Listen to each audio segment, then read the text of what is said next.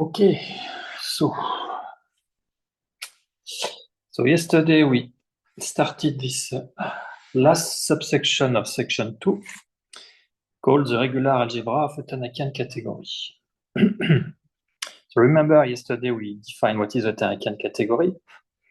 Tannakian category is a symmetric fusion category in which the spherical structure associated to the trivial twist is also positive. Okay. So here we will, in this section will provide a canonical algebra object in a Tannakian category called the regular algebra. So let me briefly read what we started yesterday regarding this subsection. So E is a Tannakian category. So according to Deligne theorem, we can choose a fiber functor like that. And also this definition here. You take the tensor automorphism of the fiber functor, and it gives you a finite group. And when you lift the fiber functor, you get an equivalence of category between the Tannakian category and the category of representation of the group. Now you consider the algebra of function from the group to the field. The group itself acts on this algebra of function by left multiplication. So it's a commutative, and it's also commutative. So it's a commutative algebra object here.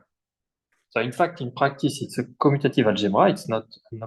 It's a commutative algebra object, but it's also an algebra in the usual sense. But in general, for a general fusion category, for a general tensor category, or even general monoidal category, you can have the notion of algebra object,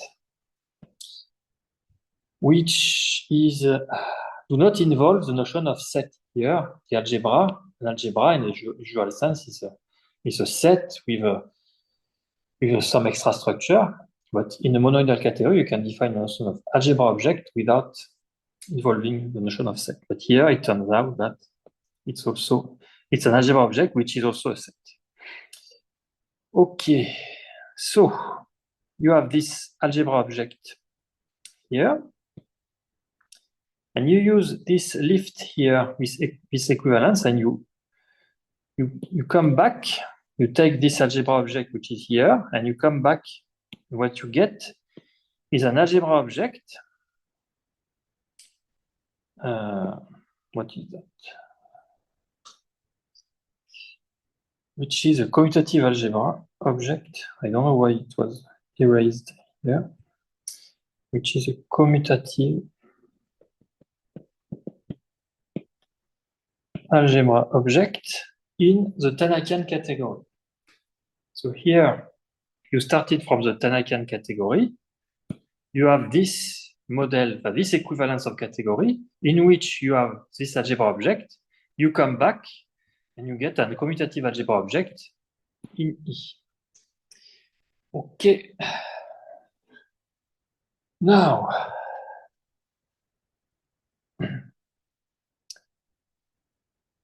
okay, so definition. So this AEF is what is called the regular algebra of the Tannakian category. And we will see that, in fact, you can define it directly by in a purely categorical way. And we will explain how to define the algebra object structure this way. So definition 251.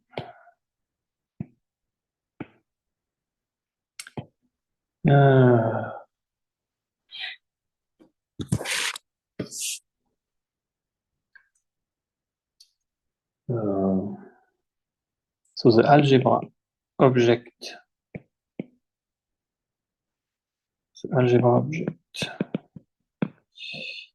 est EF constructed above is called the regular algebra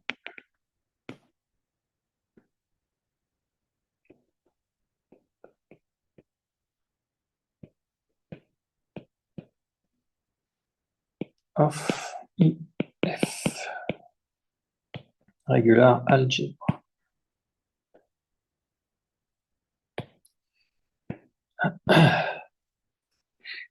So in practice, in fact, you don't need to mention the F because, as we already mentioned yesterday, the F is unique up to isomorphism.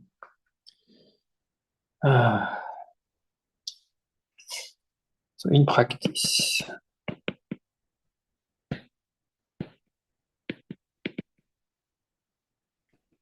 we often denote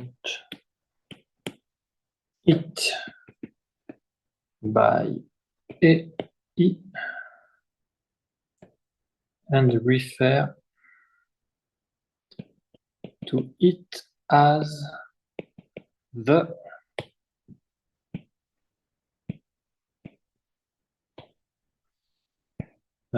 regular algebra.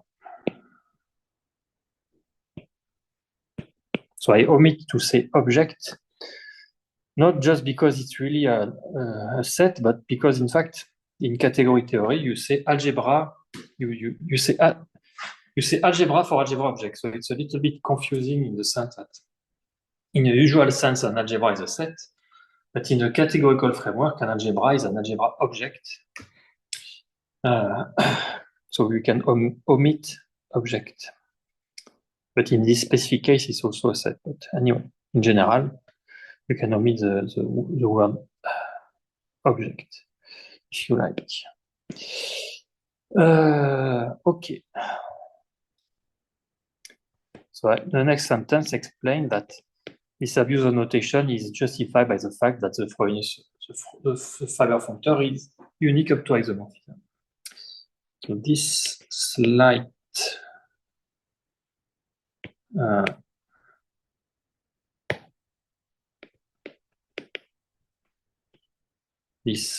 abuse of notation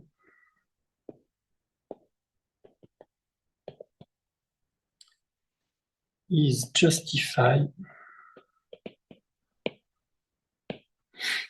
since the isomorphism class of AEF is independent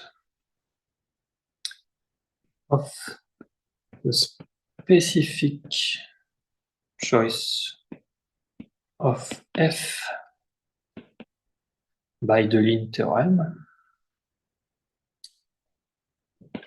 Theorem 233.2. Which is Deligne theorem, if I'm not mistaken. Yeah. So,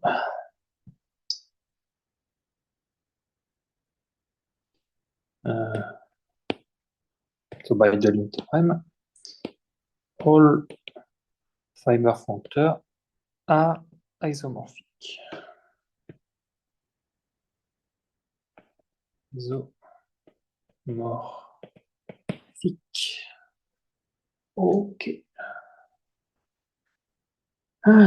Okay, remark. Okay, so the next remark is if you to define the algebra object directly without start considering the function, you can define the algebra object directly as follows. 252.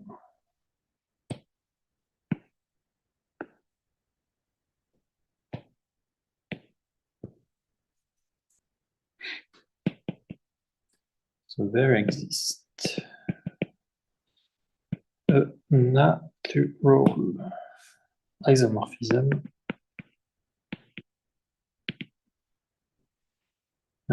so from E, V, A, F. So we start first from the definition of the regular algebra before. We deduce this natural isomorphism, and then, in fact, we will be able to define the regular algebra directly from this kind of natural isomorphism. In fact, as a right adjoint applied, right adjoint of F applied to the unit object. So home vec FV1. So this is you can see that as an exercise if you like.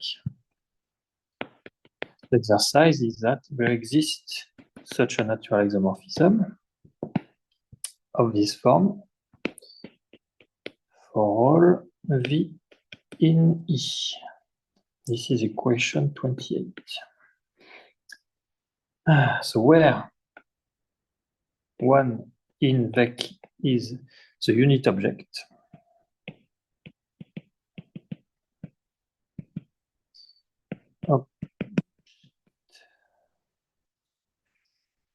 so you see, you have the functor f, but remember the right adjoint is defined like you put the other way, so right adjoint like that, and so you define this way using Yoneda lemma. You get that this natural isomorphism defines the regular algebra as I of 1 with I, the right adjoint of F.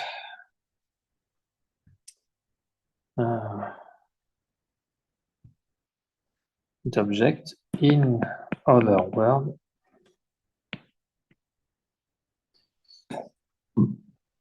et F by Yoneda lemma. Let's see.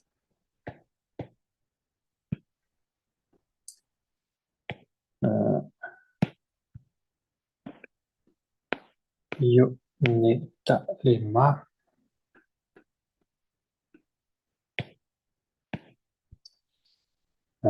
Et if equal I1, where I from vec to E is the right adjoint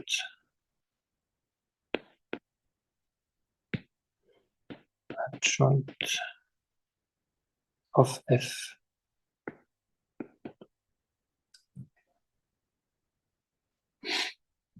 Okay.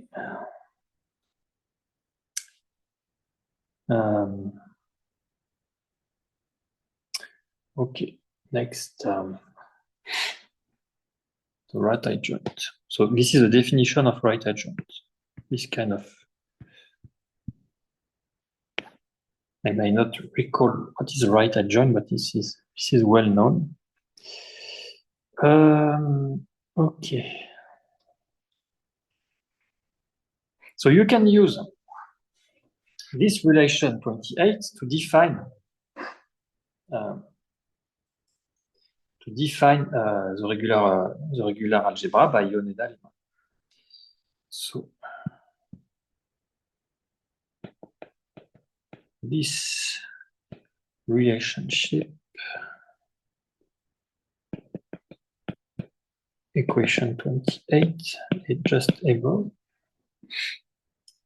may also serve as a definition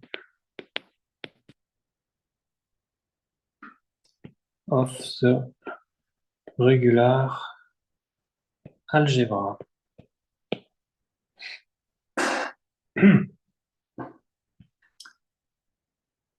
can just say, in fact, this is a definition of the regular algebra, if you like.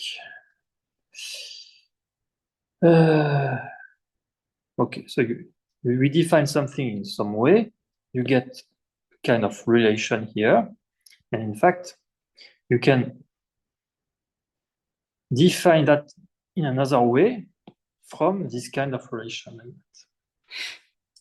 Anyway, so if you define it this way, so this way, how do you get the algebra structure? So the algebra structure is as follows. So the algebra object structure on A, EF. So an algebra, I may not recall what is an algebra object in a category, but you should. Let me write a reference in a notebook. In fact, it's defined by a multiplicative map, multiplicative morphism, etc. from A tensor A to A, satisfying some property, some axiom.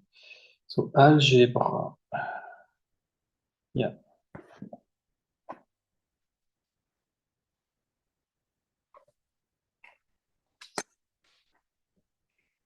Yeah, so you can see section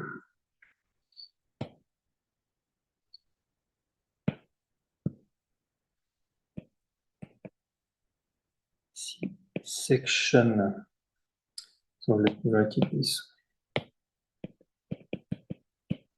way. Notebook section 7.8 for the definition of algebra object in a multi-tensor category. In a tensor category, but in fact, in this section of the book, it's written for multi-tensor. And it's defined for unitary algebra object. They wrote algebra object, not just algebra, for unitary algebra object. Anyway. Okay, so let me see how to define the algebra map morphism from A tensor A to A. And we will not say more about that. So the algebra structure on that can be described. Can be described as follows. Since f is a tensor functor,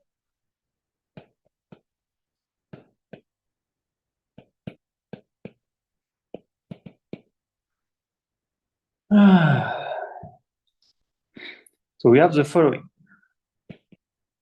For any V1, V2 in E, we have a natural map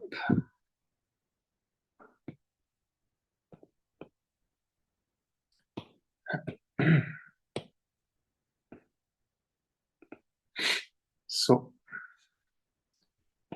home vec f v1 v1 1 tensor home vec f v2 1.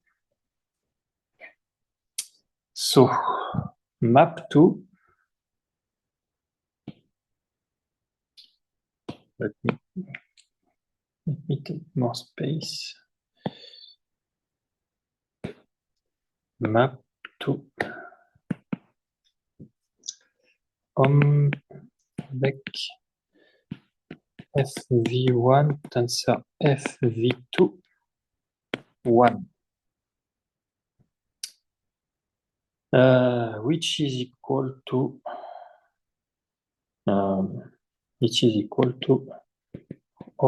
vec of f v1 tensor v2 1, because f is tensor functor.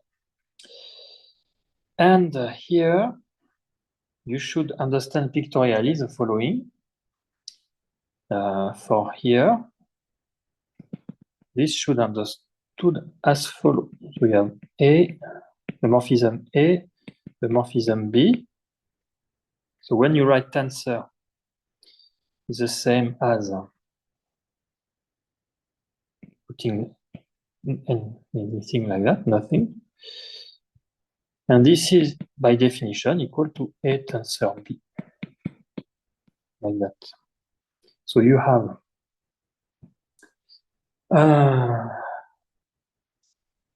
from so let me see. Here you have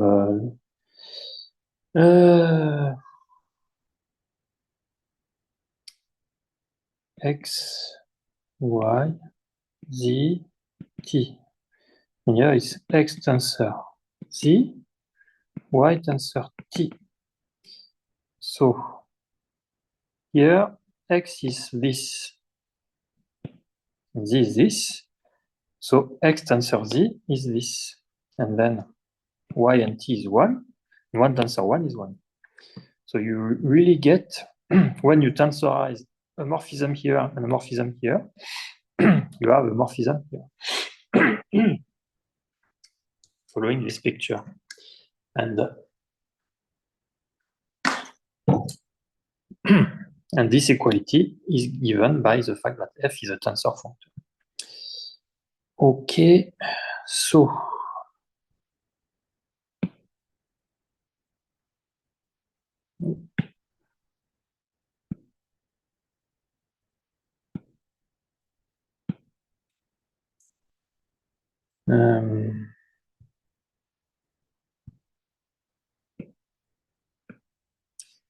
okay, so you have that.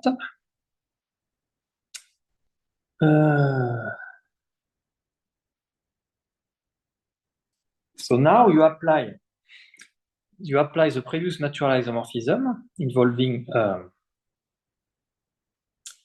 the algebra, the regular algebra. So you get which correspond to a map. So you start from that.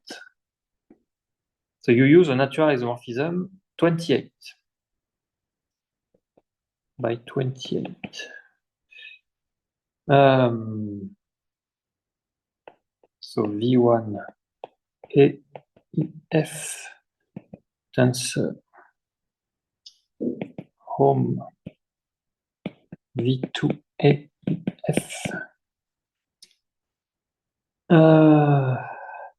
2 E V1 tensor V2 AEF. But this is equal to isomorphic to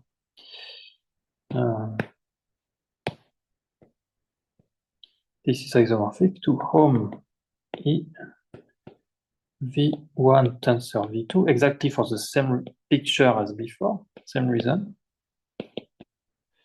Tensor AEF. So you see,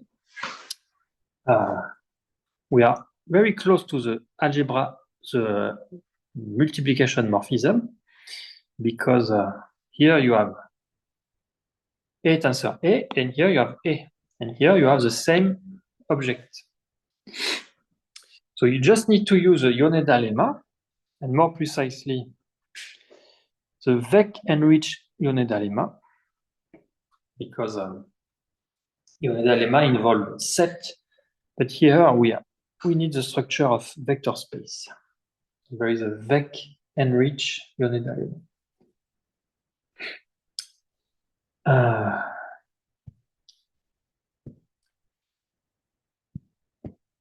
So by we write it in green because it was not written explicitly in the paper. By Vec enrich Yoneda lemma. Then I write in blue. This gives rise to a morphism, multiplication morphism. Morphism.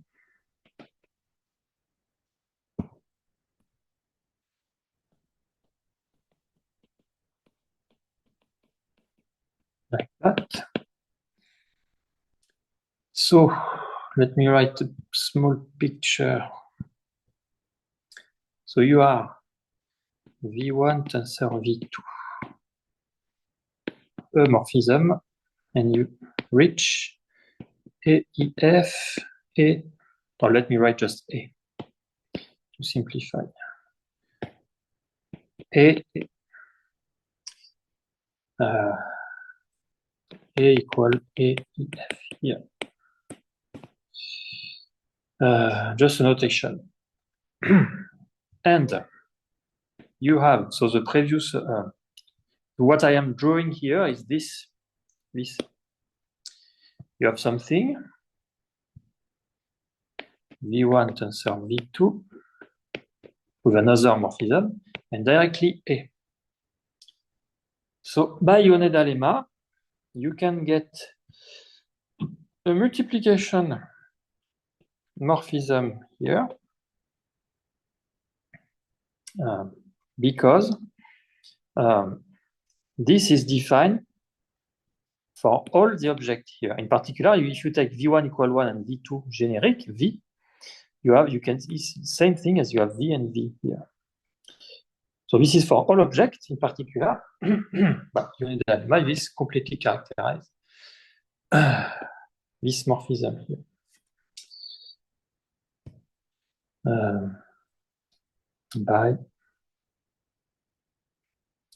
So this, if you complete like that, what you get is like that. If you add, so this, if you add that, you can write that this way. So this is equal.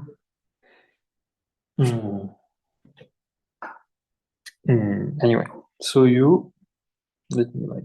It's since by Yoneda. Since it is for all V. So take V1 equal 1, V2 equal V for all V. And so you can apply Yoneda.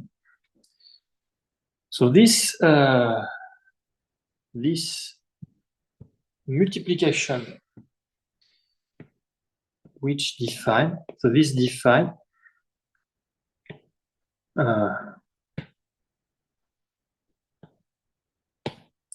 the algebra structure is define the multiplication morphism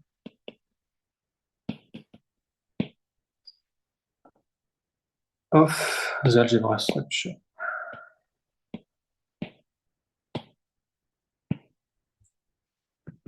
So algebra structure,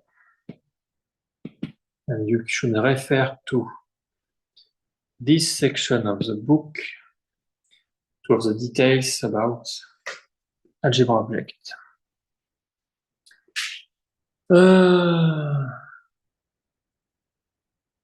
Okay, and so this kind of algebra object structure is useful. So this is used.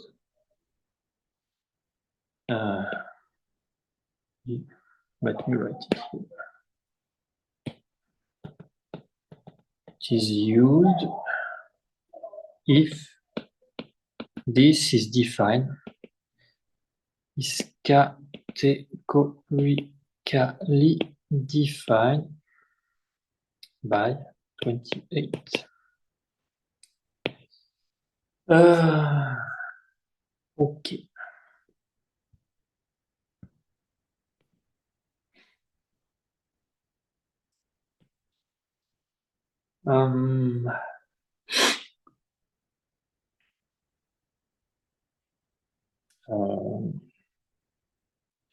Let me write. Let me read something. Yeah, fiber functor. So Deligne theorem say that a symmetric fusion category admit a super fiber functor to SVEC. Because we are in a Tankan case, we can replace SVEC by VEC. But let me just mention that for a general fusion category, in fact, for a general tensor category, the existence of a fiber functor to VEC is equivalent by reconstruction theorem to the fact that the category is the category of representation of algebra. Or maybe I should specify, because for tensor category, you have to be careful. But for fusion category or for finite tensor category, fiber functor to VEC is equivalent to the fact that the finite tensor category is a representation category of finite dimensional of algebra. Okay. Just a remark like that. Yeah. And so this kind of construction of algebra, regular algebra, I guess, can be generalized to Hopf algebra. You don't need to. So representation of Hopf algebra. Here, Tanaka is representation of group, finite group. But this kind of thing should work for any representation of Hopf algebra. Anyway.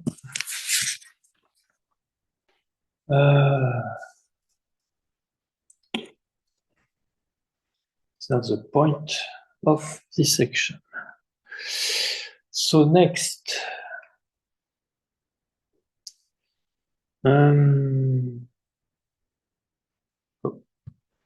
something regarding bimodule. So in any monoidal category, an algebra A together with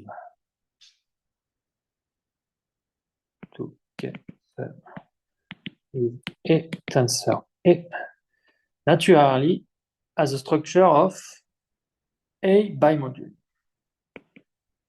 Naturally acquiert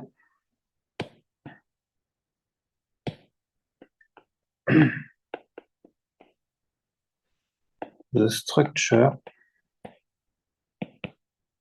of an A bimodule.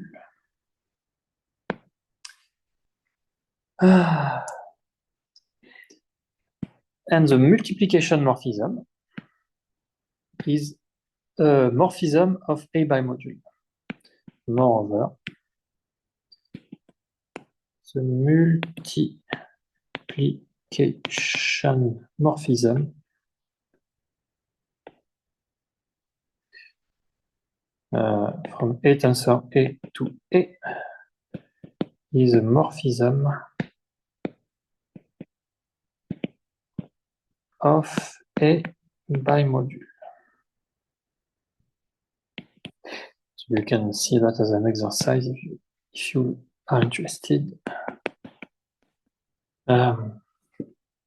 I guess there is a picture for that, but I forgot to prepare. Is it this picture? The fact that you have the multiplication morphism. You can consider the dual, and this. Is it the fact that this algebra? I don't think so, because this is called a separable algebra. Not all algebra are separable. So I don't remember what is the picture for the fact that the multiplication morphism is an A bimodule morphism.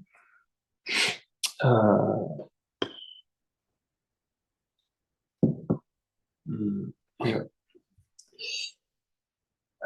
Proposition.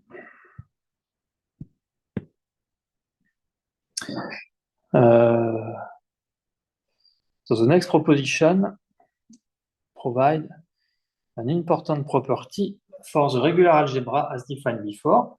And in fact, this proposition will say that in fact this regular algebra is a separable algebra, exactly as the picture I drew. Now state an important property of the regular algebra proposition 253.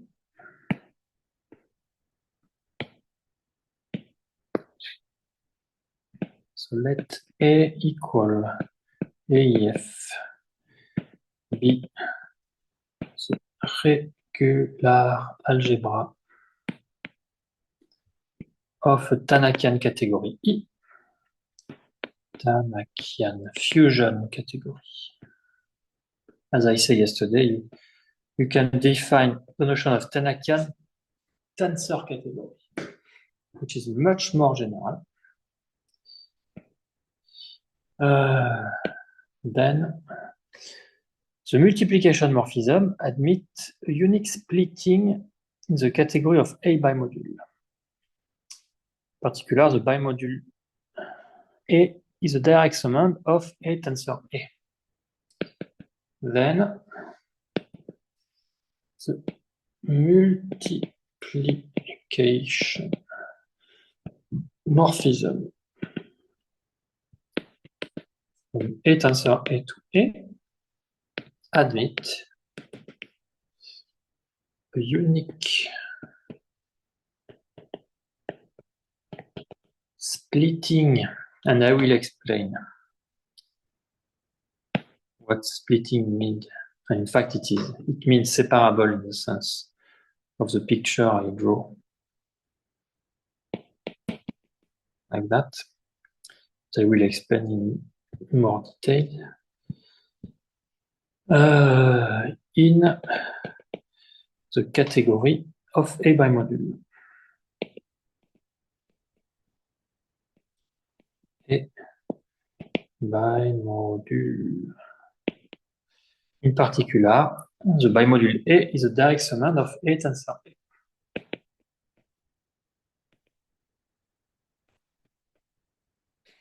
The bimodule A is a direct summand of A tensor A. So splitting it's all about splitting. So splitting of a morphism F from M to N in a category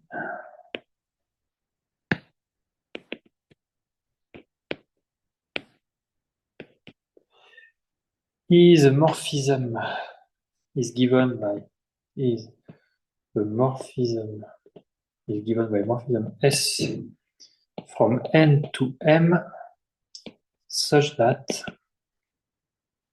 the composition F composed with S is the identity of N.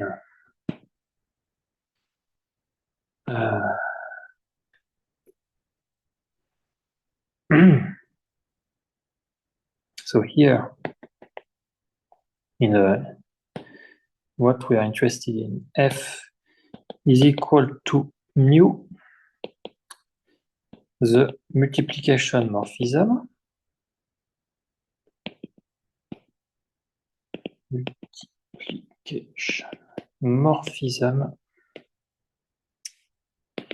in beam, in the category beam A. So there exists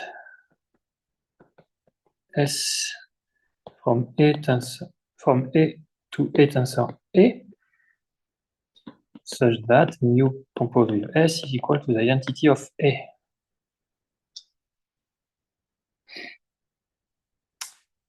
And both mu and S are morphism in beam A, which means that commute with both the left and right A action. Commute with both left and right A action.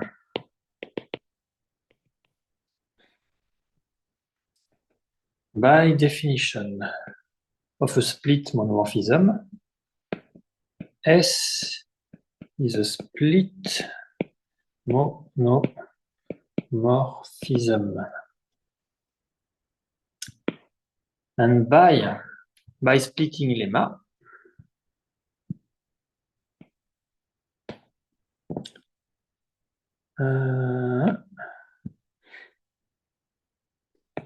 by the famous splitting lemma,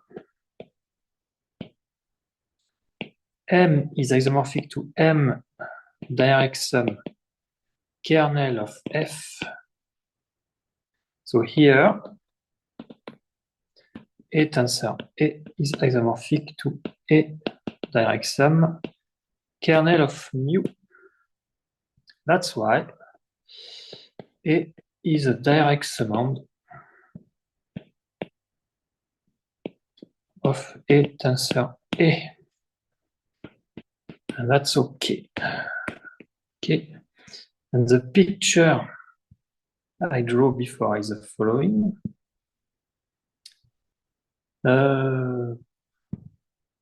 So you have the multiplication morphism M and the split S. That the composition should be the identity. So this is mu, this is S, and this is the identity of A. And such an algebra, separable, I don't know if you call that separable, but maybe separable, wait, maybe for separable you need some extra structure on S, for example. You need S A to be self-dual and S to be the dual of mu. So I don't know if you call A separable in general. So let me just write this as follow.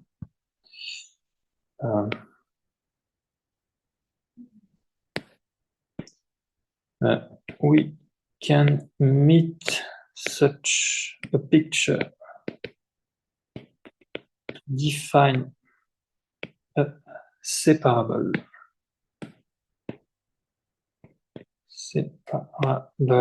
algebra, but S may require extra structure. I don't remember exactly. But I wrote may because I'm not completely sure you need extra structure or not. Anyway.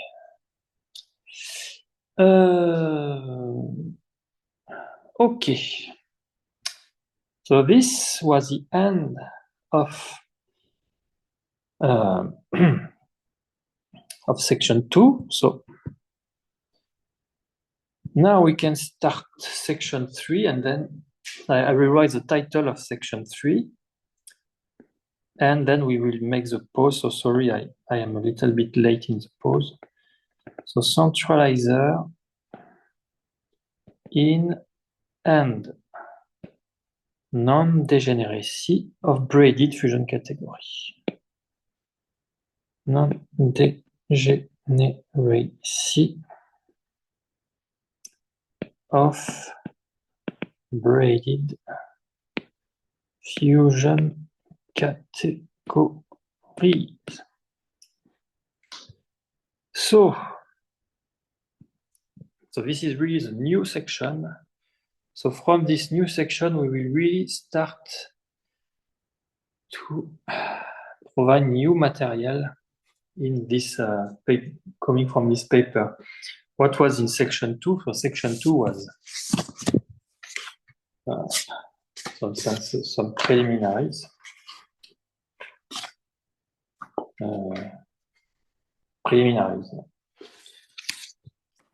Section 3, now we are really starting with some interesting thing. So let me make the pause now. Pause to 40.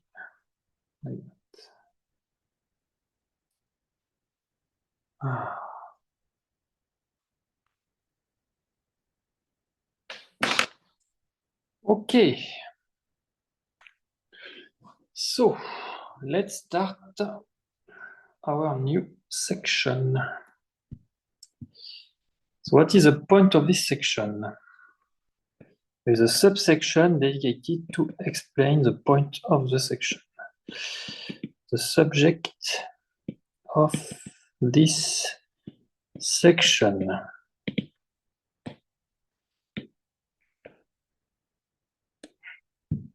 So let me see.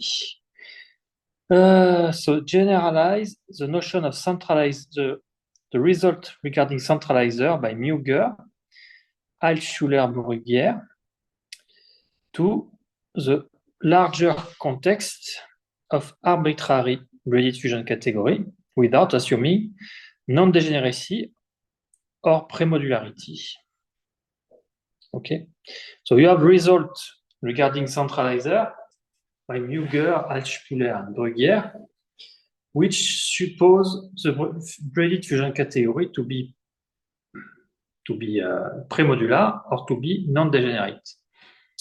But in this section, we will generalize that without any assumption. Okay. So the primary aim of this section is to generalize the centralizer result established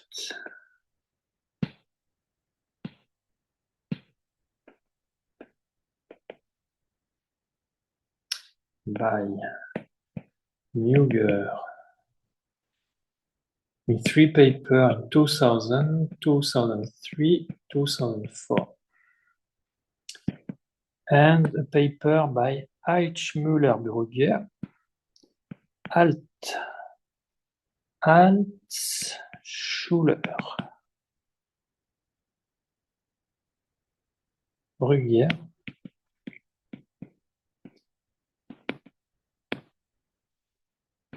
2001. To the broader context of arbitrary braided fusion category. Arbitrary braided fusion category.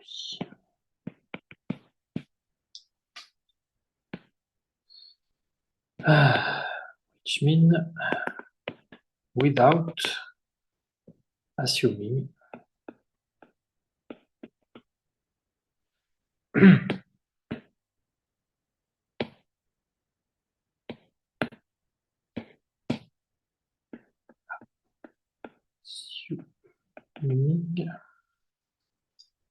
non-degeneracy,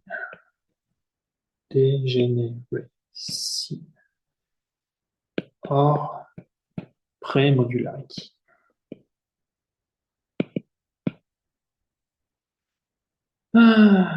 Ok.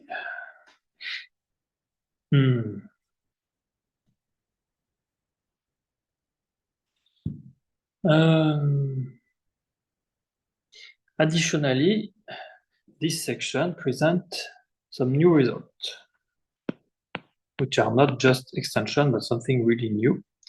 Additionally, it presents several new results, including coming theorem,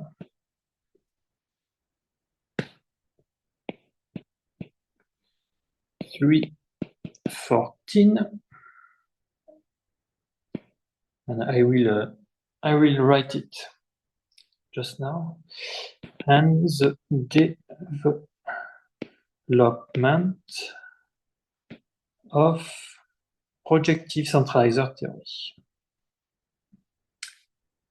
Of projective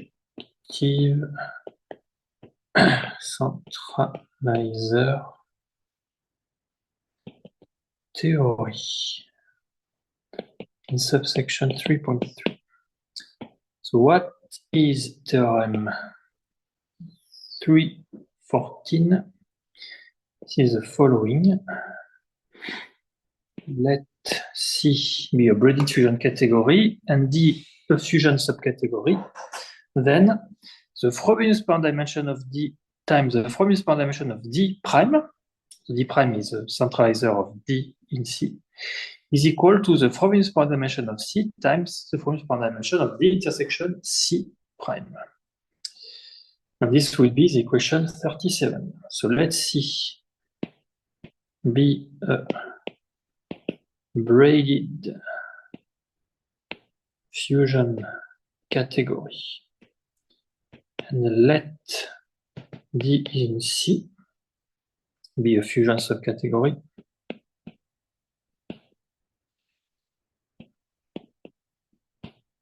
Then, so this identity was known if you replace, I guess, Frobenius power dimension by categorical dimension. I was known in the context of maybe premodular or non-degenerate. I guess premodular. But for example, for pseudo-unitary, this is okay, but if it is not pseudo-unitary, the Frobenius power dimension is not the same as a categorical dimension. So the fact that you have an identity with Frobenius power dimension in a category which is not pseudo-unitary, it's really new. It's not a generalization of something known, it's new. So then, Frobenius, but we will, I just write it, the statement. So D prime is a centralizer of D, we will define just now. Frobenius power dimension of C times Frobenius power dimension of D intersection C prime, and this will be equation 37. Okay. So we don't need to understand completely what I wrote here just now because we will go into the details. So D prime, C, and here D. Okay.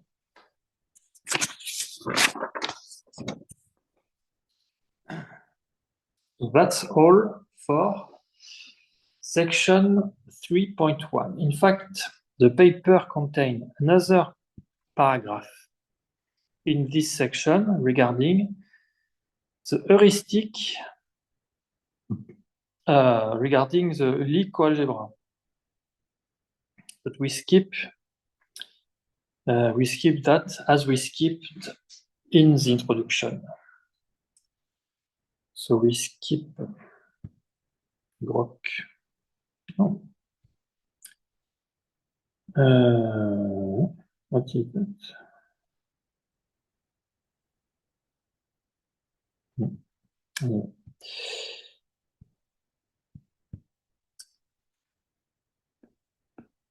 We skip the heuristic with proposition. So we skip proposition 3.1 regarding the coalgebra.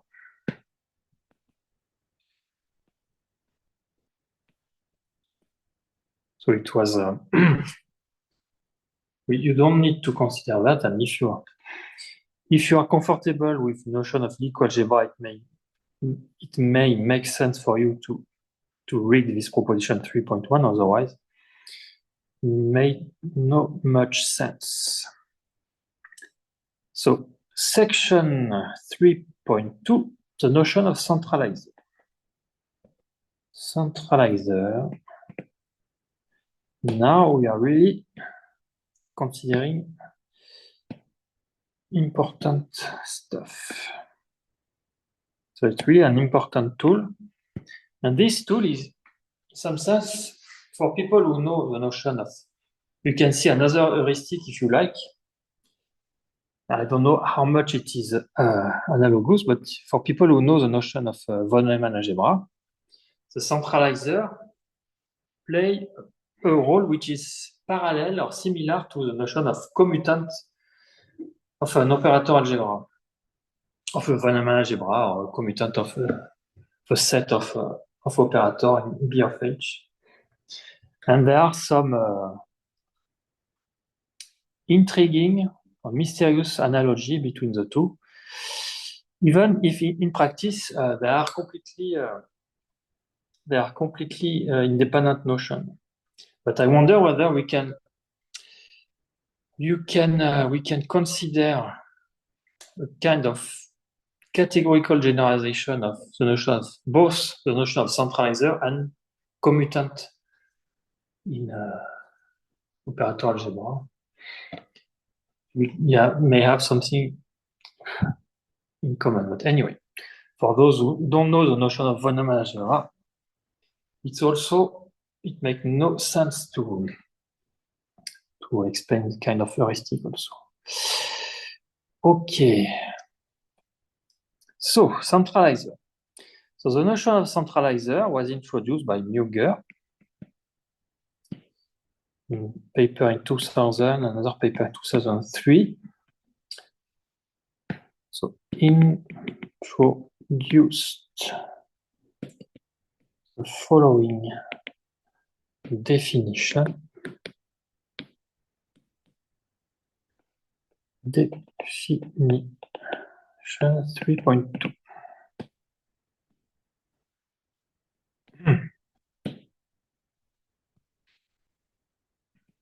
Let X and Y be object in a braided fusion category C. In a braided fusion category C.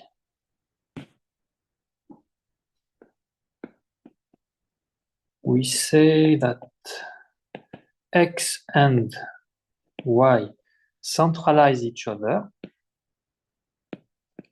Centralize each other if we have the following. So we already know, we already recall that before. So the double braiding for X and Y is the identity.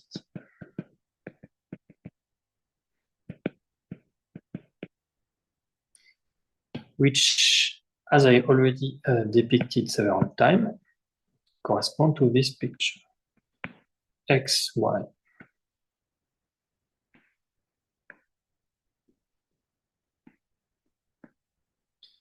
Equal to the identity. Okay. So this is a definition for two objects to centralize each other. So now what is the centralizer of a fusion subcategory. The centralizer D prime. And this is analogous to the commutant D prime of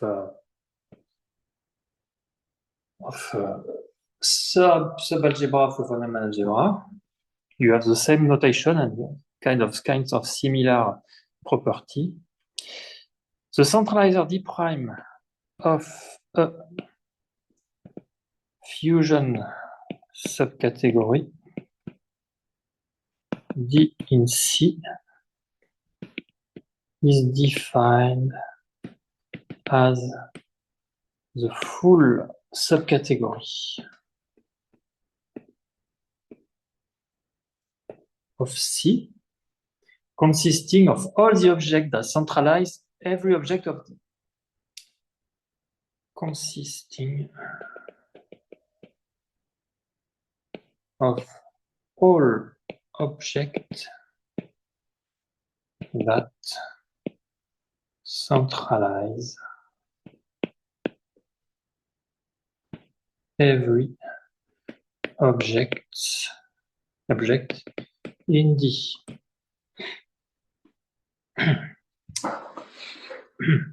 And in fact, this centralizer is itself a fusion subcategory. It is easy to verify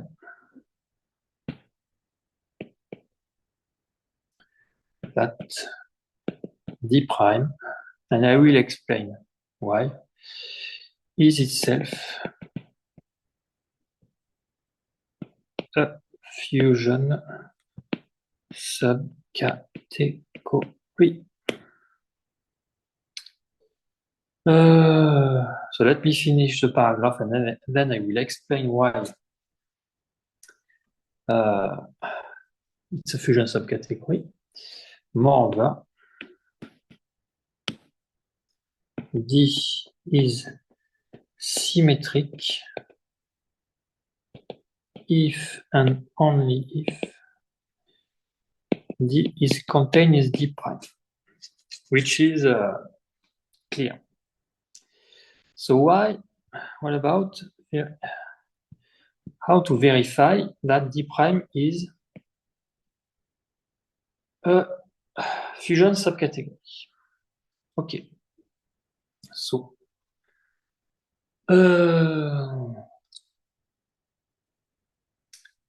okay, so you take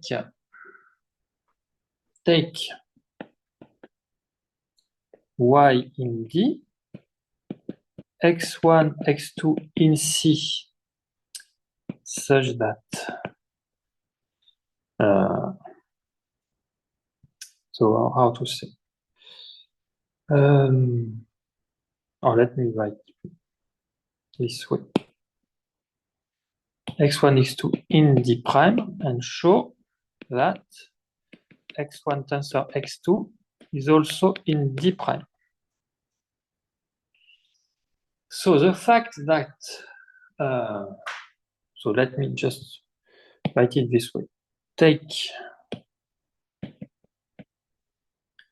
So in particular, so by definition, for all Y in D, you have the following picture.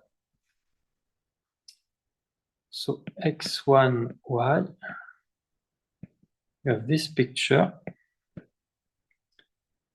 equal that, and same for X2.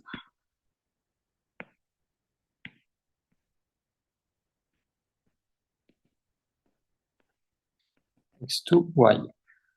And we want this picture for X1 tensor X2. Okay. So if you draw the double braiding for X1 tensor X2,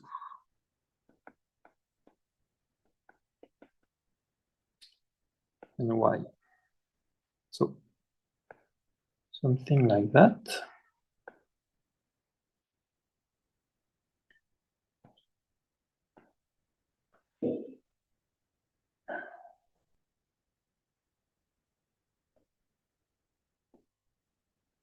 Okay.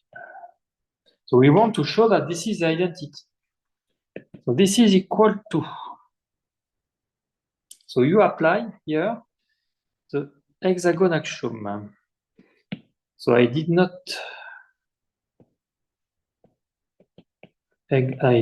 recall in detail what is what are the hexagon axiom, but here you apply the hexagon axiom here and here. What do you get? In fact, what the hexagon axiom is saying here is saying that you can move, you can separate, in fact, these two string. Here, you are considering a single string for a tensor product. But in fact, you can move it above or below and to get something like that. So what do you get? Now you separate x1 from x2.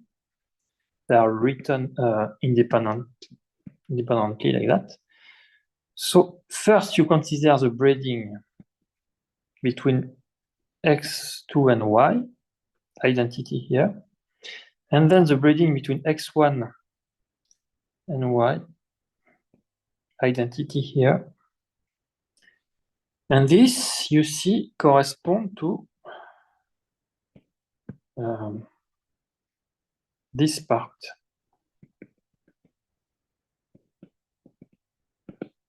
So maybe I should write another color on this part,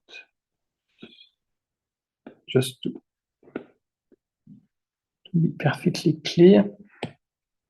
So here I will write this color.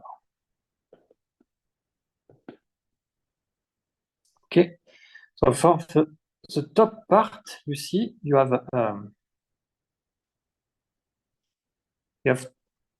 two strings here, which are above the string coming from y, and you have two strings here above from the string coming from y. So the only thing is that you separated them, and so you let appear a small piece of the string of here. So you are just doing that. And you are doing the same. So what is above?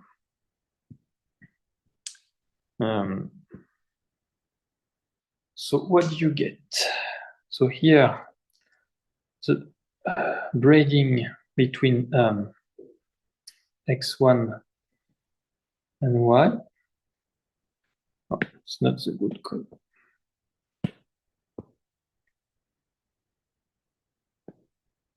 Identity here, and then braiding like that.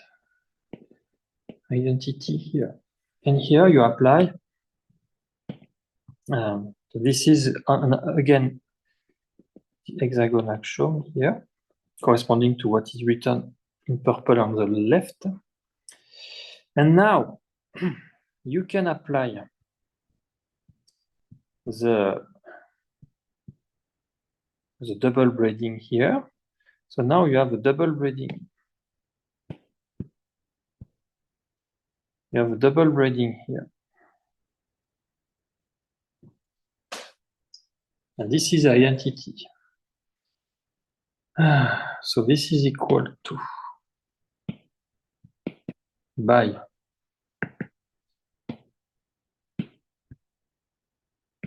applying that, this is equal to as follow.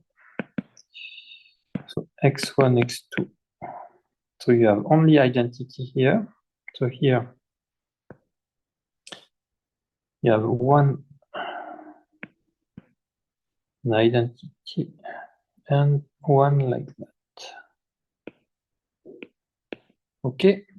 So you just wrote this way, applying this equality. So you replace this double braiding by identity. Okay. And now you apply again the double braiding here.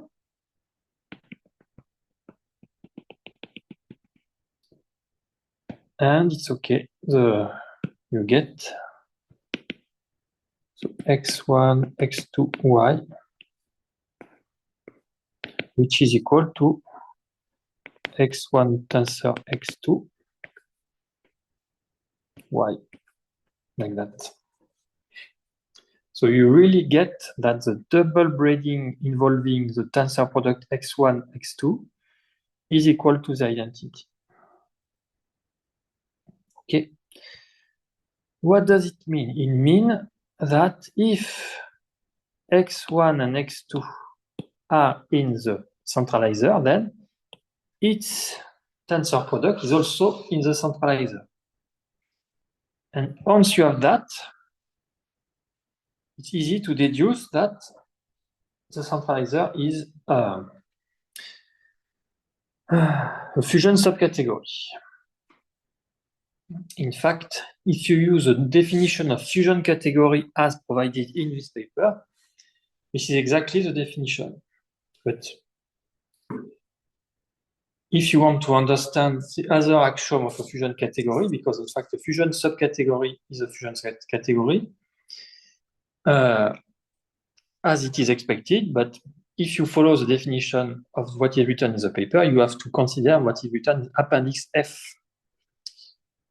And what is important here is that you are considering fusion category. So when you are in fusion, so you have finitely many simple objects. If you have a subcategory which is stable by tensor, it should contain the unit and the dual.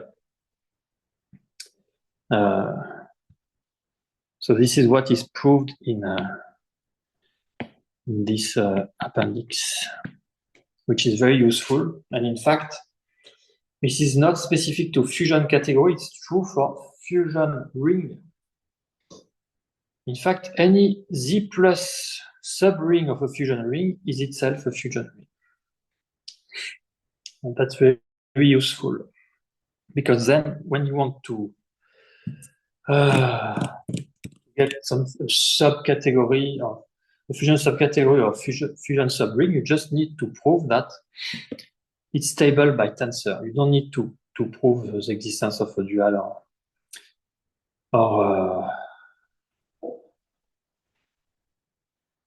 or unit, because it's automatic, because it's fusion, because it's finite. Exactly the same way that a submonoid of a finite group is a group. The same thing. Anyway, so conclusion.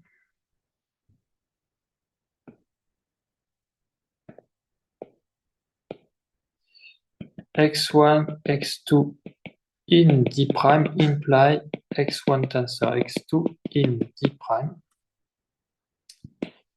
And the rest follow by the rest of the axiom checking for fusion subcategory. If you consider the intuitive way, you just apply what is written in appendix F, or if you follow the definition of fusion subcategory, then that's all. Follow by what is written in section 2.1 and appendix F. Okay. So,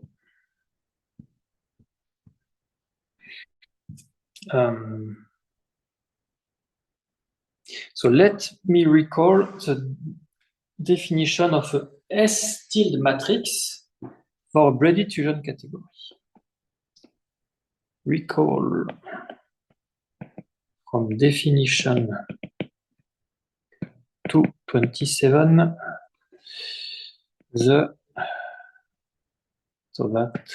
recall that the S tilde matrix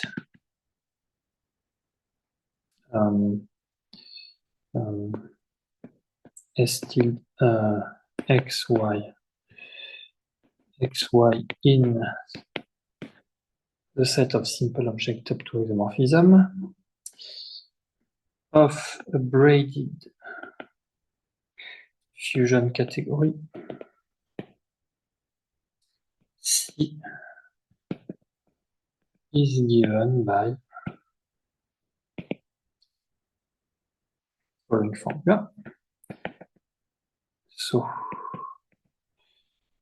trace minus tensor trace plus, and I will recall the picture for that.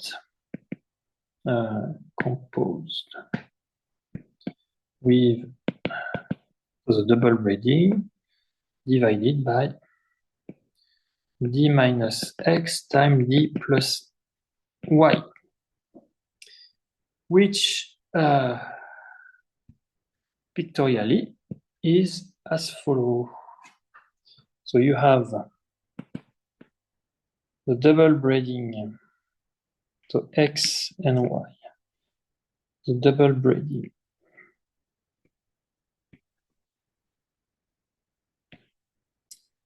and then the spherical structure, not the spherical structure, sorry, because we are in a braided fusion category, so it's not assumed to be spherical, but you still consider an isomorphism between x and the double dual, and y in the double dual, but this isomorphism may not be a spherical structure in general. We know this kind of isomorphism exists, but what we don't assume that it defines a spherical structure. So, and this is equal to that divided by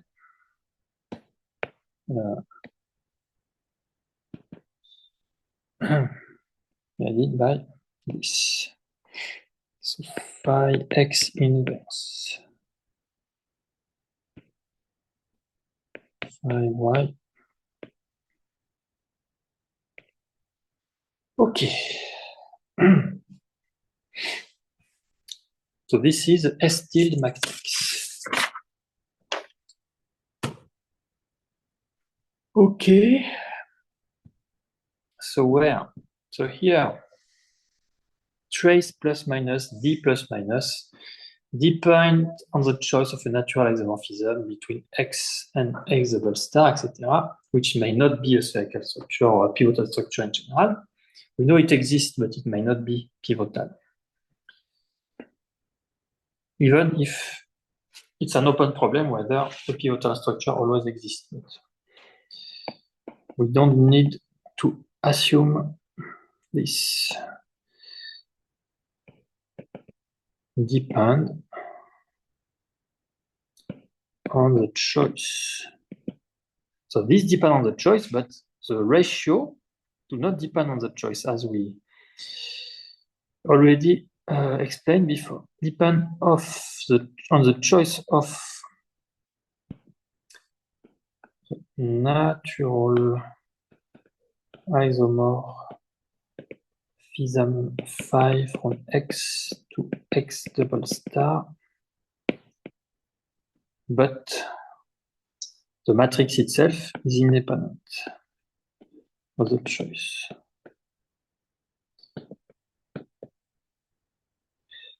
Does not. As shown on definition 227.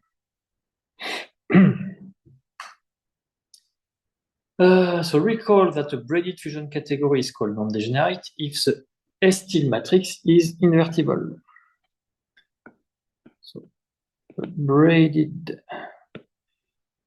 fusion category C is called, or is recalled, non-degenerate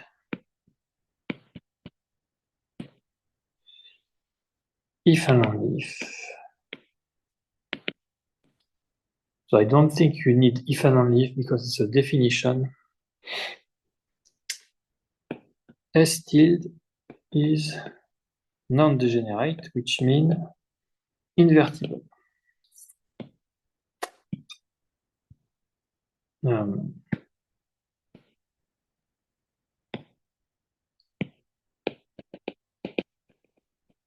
Vertical. Okay. Now, recall the notion of square norm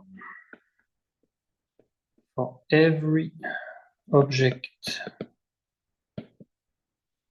X in simple object. The squared norm equal to d plus x d minus x is also independent of the choice of phi, is also independent of the choice of psi. And finally, recall the global dimension. Also recall that the global dimension of C is defined by dim C, the sum of the square.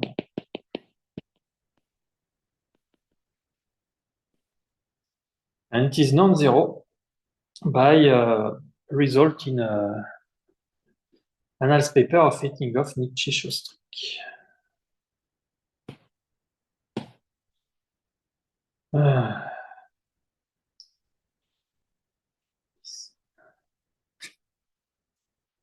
Is defined by.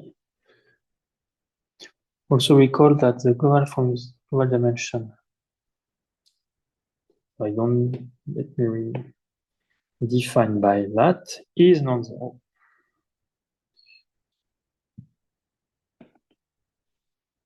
Is non-zero by Eno 2005 and see also subsection 242 here.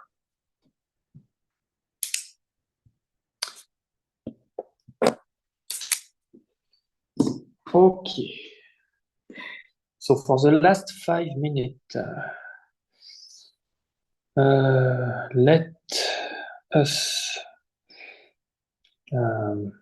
provide a useful characterization of the centralizer of a fusion subcategory. So a useful characterization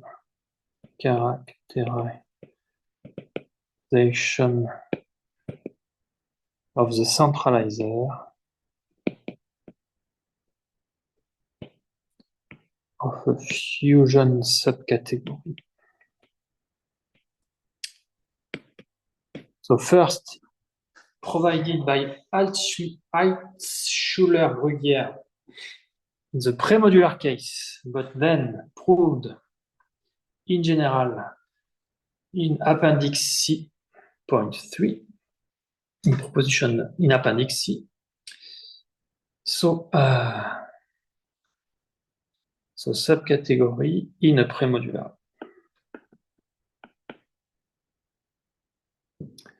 Fusion category. Using S matrix was provided by Altshuler-Brugger. Provided by Altshuler-Brugger in 2001. And in Appendix C,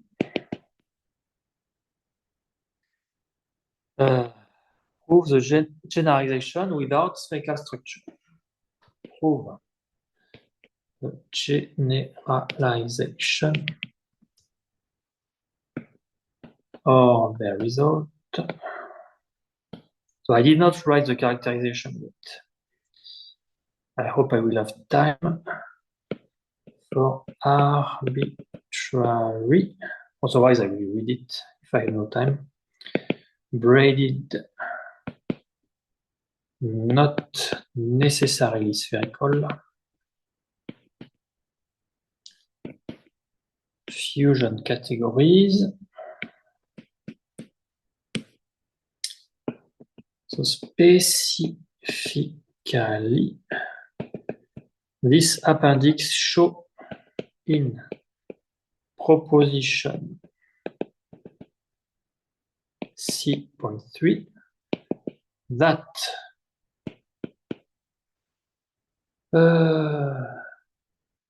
for an object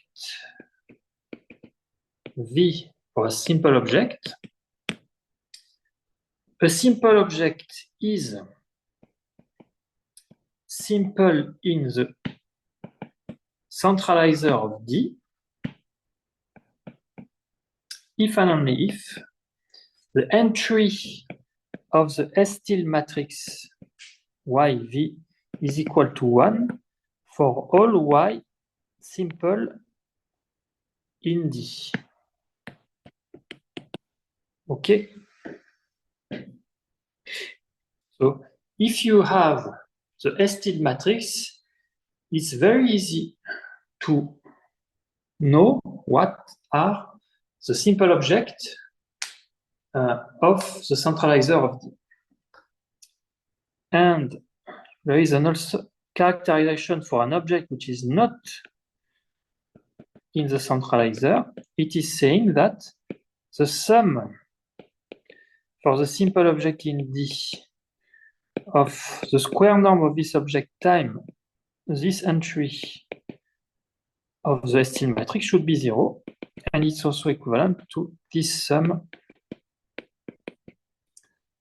S-tilde, so U, V, Y. So here I'm a little bit puzzled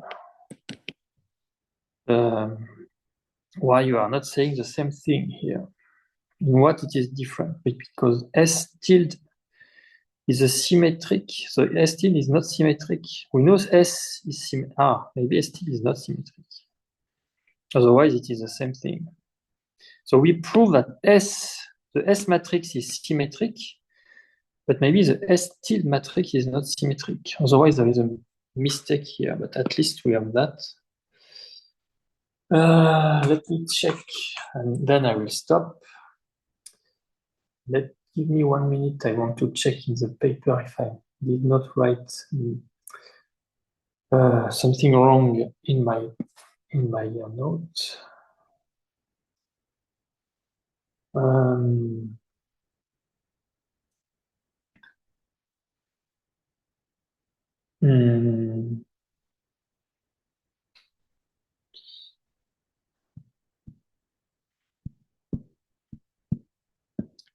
So let me write that. We need to clarify. Clarify what it is different from the previous equality. Is there a typo in the paper or something I did not understand? Otherwise, this can be interpreted in the sense that the S-tilde matrix may not be symmetric. Maybe.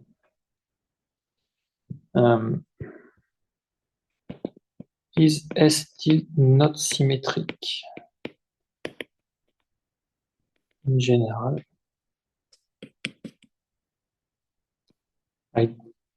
I don't think so, but I would suspect it is always symmetric, but maybe it's not symmetric. But this is the only way to interpret this extra equality by the fact that the S-tilde may not be always symmetric or a priori. Anyway, so up to these details, what may be important is this one and this one.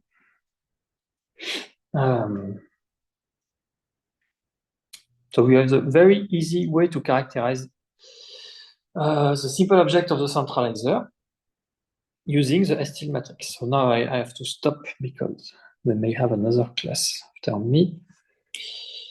So I will stop here and see you tomorrow.